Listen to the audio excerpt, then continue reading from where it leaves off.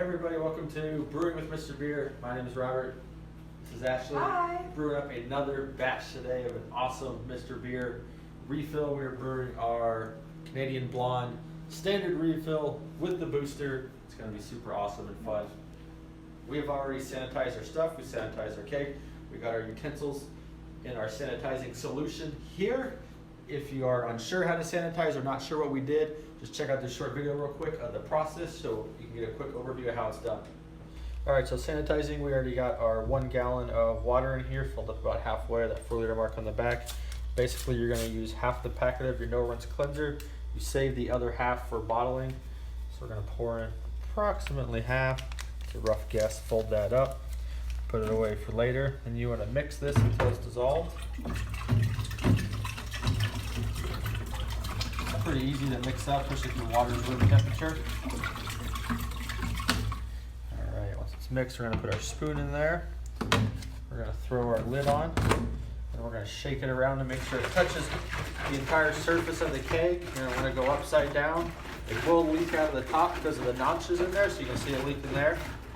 Now that we touched everything, then you're going to want to let it sit for about 10 minutes. Alright, so 10 minutes has passed. Once the 10-minute mark is up, we're going to run some fluid out of our spigot here. I usually just kind of give it a 1 and 2 open. We're going to run that into our bowl.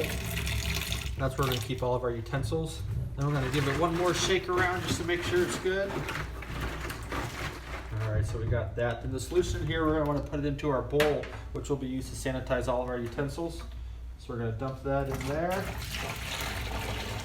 That's where you add your can opener, your whisk, your spoon, whatever you're using. The rest of this just goes right down the drain. Throw your lid back on.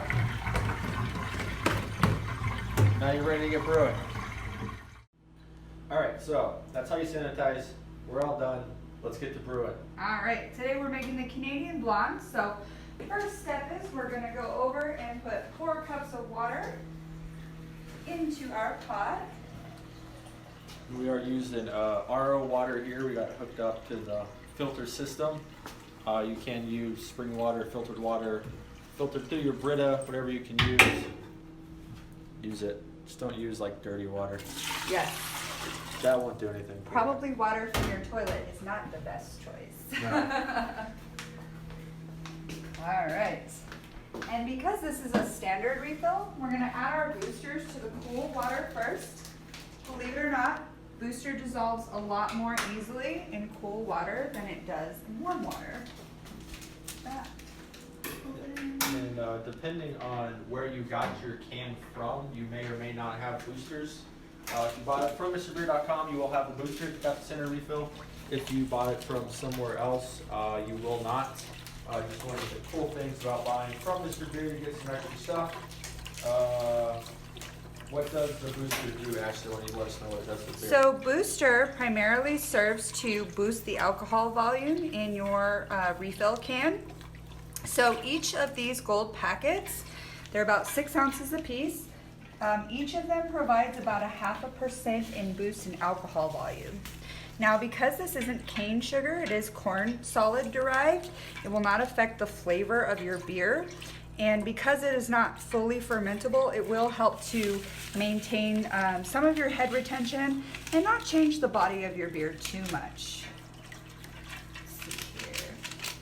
Get that in there. Right. And it does go a little easier if you add it gradually, so that can be helpful.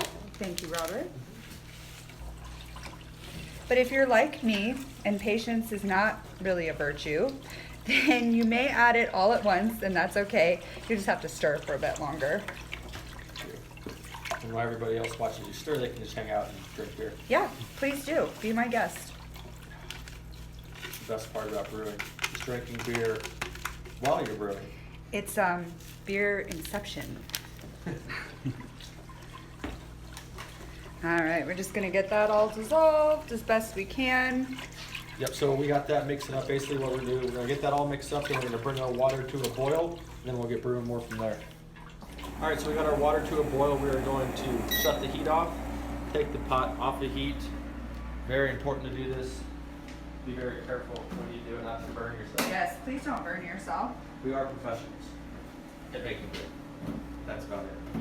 All right. right, I'm gonna grab my can of Canadian blonde extract out of my hot water bath here. Yeah, we didn't show that stuff, but we put it in warm water beforehand to get it warm. It's in the instructions. Always follow the brewing instructions. Those can be found on each individual refill and recipe that you're brewing on the website. If that makes sense.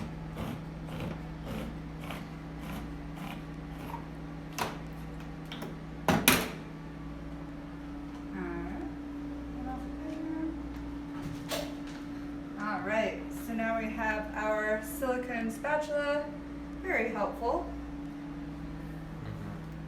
All right, and you can see the difference with that warmed can. It just flows right into your pot, which kind of makes life a little bit easier, especially if you're a beginner and you're still kind of getting the hang of the rhythm and how to do everything.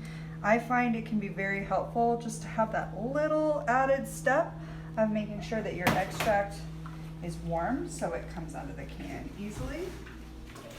Give it a good stir. I do recommend being gentle with your wort when it's this hot. Reason being is that you do want to stir it, and you can stir it for as long as you need to, but you don't want to be too aggressive because hot liquid will take on air or oxygen much more easily, and you don't want to over aerate your wort when it's in this hot state like this.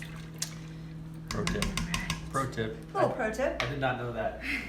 It's not the end of the world if you do. Usually with extract, it's not as big of a deal, but it's still a good practice to keep. You really want to save your muscles with your aeration for when you have actually reconstituted all of your wort. All right, so we got our gallon of cold water out of the fridge. Sure, it's in the off position. Make sure your spigot's closed, because that has happened. It happens to the best of us. You leave that thing open, and all of a sudden you're like, "Where's all my water going?" But it's better that it's just water and not beer. It's a really good excuse to mop your floor. So, especially if you have no rinse or any kind of sanitizer, great for the kitchen floor. Cleans it right up. Especially when you spill it. Yes. All right, we've got our 1 gallon of cold refrigerated water in there. I'm gonna give this a little bit more of a stir. Yeah, we're using pretty common kitchen tools here. We have our whisk, spatula, mixing spoon, scissors, and a can opener. That's really all you need. All right. Here we go. Deep breath. Moment of truth. Put the pressure on there with the drum roll. Yes, I know. You can use a funnel in this part if you want to. Just make sure you sanitize your funnel because this can be a little tricky. Depending on what kind of pot you're using, I do like that one with the double handles. It makes it easy to pour. Gives it a nice up and over. Yes. Sometimes if you're using like the longer ones, you have to use like the one arm tilt. That can be a little difficult. That can be a little difficult. All right. Find my line here. I'm gonna go ahead and turn this around for you guys. There we go. All right, we're gonna be topping in this one to the 8.5. That's equivalent to marking number 2, depending on what style of keg that you have. And you always make sure you're using cold water. So you notice that we got out of the refrigerator. We always keep a few gallons of cool water in there. It's always good to prepare ahead for your brew days and make sure that you got everything that you need, because it's hard to stop mid-brew and get something or wait for something you don't have. That can definitely ruin your day and your beer. Yes, it can. All right, there we go. Thank you, Robert. This is a point where you're going to want to be pretty aggressive with your aeration. So now we've got our wort down to about 70 degrees. We're gonna go ahead and use our sanitized whisk, and we are going to get as much oxygen into that wort as we can in a short amount of time. Bubbles. And you can see here, there's bubbles being produced. That's a good sign. Bubbles are key. And I love this silicone whisk because we're always preaching to you to not scrape the inside of your keg. But with silicone, it's not going to scratch anything. So if you do have a little bump here and there, no worries. Yes. All right.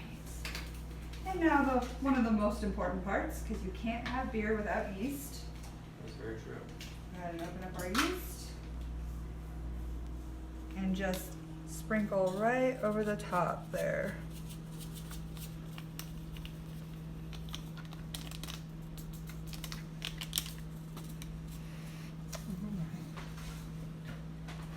All right, lid goes on, and voila.